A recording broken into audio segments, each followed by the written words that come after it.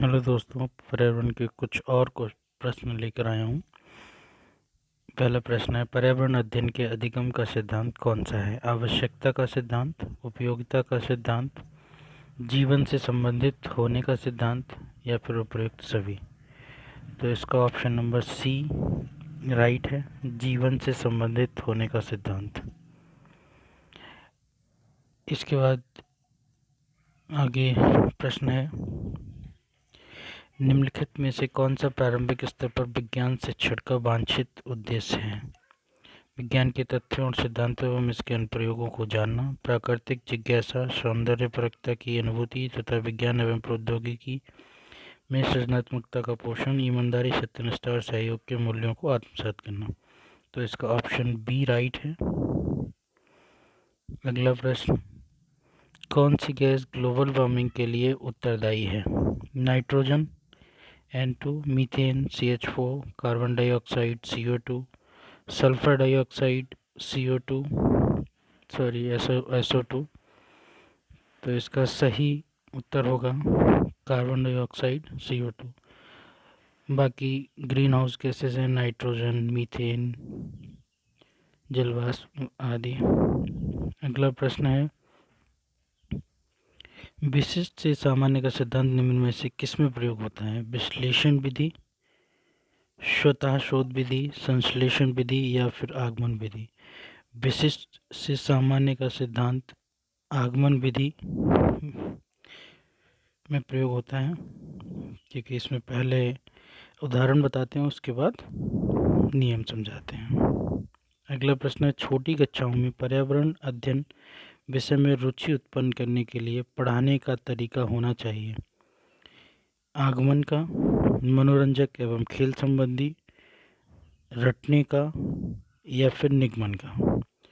तो रुचि उत्पन्न करने के लिए पढ़ाने का सबसे बेहतर तरीका है आगमन का, क्योंकि इसमें सबसे पहले उदाहरण प्रस्तुत करते हैं, उसके बाद उसके नियम को समझाते हैं। अगला प्रश्न आपके सामने है, कौन सी प्रक्षेपित सामग्री है? बुलेटिन बोर्ड, OHP, प्रतिमान, फ्लैनल बोर्ड। तो इसका सही उत्तर है ऑप्शन बी OHP। इसे बोलते हैं ओवर हेड प्रोजेक्टर। बाकी सारी बुलेटिन बोर्ड, प्रतिमान, फ्लैनल बोर्ड अप्रक्षेपित सामग्रियां हैं और OHP प्रक्षेपित सामग्री है। अगला प्रश्न है, भारत में बाल विवाह निरोध अधिनियम किस वर्ष पारित किया गया था? भारत में 2006, 2008, 2011 या फिर 1997। तो इसका ऑप्शन ए सही है, 2006। अगला प्रश्न है, बागवानी के लिए कौन से प्रकार का उर्वरक उपयोगी होता है? Option A urea, option B sodium phosphate, option C DAP, option D vermi compost. तो इसका ऑप्शन डी राइट होगा, बर्मी कंपोस्ट, जो कि केंचुए वगैरह के यूज के द्वारा बनाया जाता है, जो बागवानी के लिए बहुत अच्छा होता है। अगला प्रश्न है, राजस्थान की कुल लोकसभा सदस्यों की संख्या कितनी है? 20, 25, 22 या फिर 24। तो राजस्थान में लोकसभा सदस्यों की संख्या है 25, और राजस्थान में इसी के साथ राज्यसभा सदस्यों की संख्या 10 है। ये क्वेश्चन राजस्थान रीट के लिए बहुत ज़्यादा इम्पोर्टेंट हो जाता है कि राजस्थान में लोकसभा सदस्यों और राज्यसभा सदस्यों की संख्या कितनी है। तो लोकसभा सदस्य 25 और राज्यसभा सदस्य 10। अगला प्रश्न है, मलेरिया रोग होता है किसके कारण से? प्लाज्मोडियम फाल्सिफेरम, एंटामीबा, रेट्रोवायरस या फिर साल्मोनेला। तो ये आपका होता है प्लाज्मोडियम फाल्सिफेरम, मादा एनाफ्लीज, मच्छर के काटने से।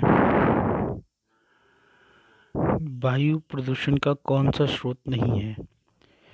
तो अगला प्रश्न आपके सामने है, वायु प्रदूषण का कौन सा स्रोत नहीं है? वाहन, उद्योग, ठोस अपशिष्ट या फिर धूल के कण।